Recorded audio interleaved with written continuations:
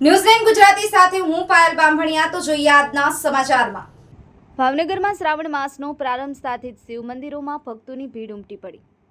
આજે શ્રાવણ માસના પ્રથમ દિવસે ભાવનગર શહેર અને જિલ્લાના શિવ મંદિરો હર હર મહાદેવના જયઘોષથી ગુંજી ઉઠ્યા હતા।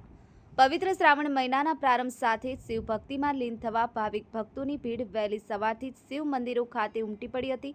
શહેર અને જિલ્લાના પ્રસિદ્ધ શિવ મંદિરોને શ્રાવણ માસ નિમિત્તે પુષ્પમાળાઓ અને સોળ શણગારથી ભવ્ય રીતે સુશોભિત કરવામાં આવ્યા હતા, જે ભક્તો માટે આકર્ષણનું કેન્દ્ર બન્યા હતા। વહેલી સવારથી જ દર્શનાર્થીઓની લાંબી કતારો શિવ મંદિરોની બહાર જોવા મળી હતી, જે શ્રદ્ધાળુઓની અતૂટ શ્રદ્ધા અને ભક્તિને પ્રતિબિંબિત કરતી હતી।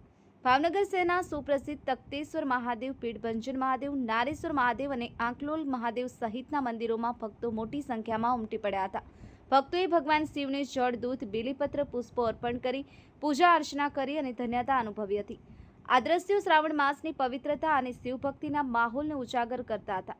શ્રદ્ધાળુઓએ શિવ નામનો જાપ કરી અને વાતાવરણને ભક્તિમય બનાવ્યું હતું।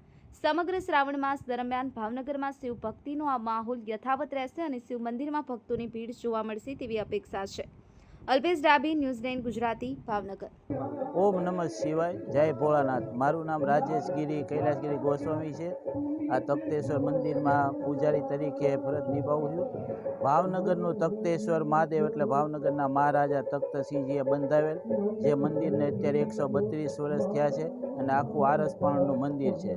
બીજું વિશેષ કે આજથી શ્રાવણ માસનો પ્રારંભ થયો છે એટલે ભોળાનાથ શંકર ભગવાન કલ્યાણકારી દેવનો આખો શ્રાવણ માસ પવિત્ર શ્રાવણ માસ ગણાય છે અને શ્રાવણ માસમાં ભાવિક ભક્તજનો ભોળાનાથના આશીર્વાદ લેવા આવે છે અને ભોળાનાથના આશીર્વાદ લઈને ધન્યતા અનુભવે છે। જય ભોળાનાથ।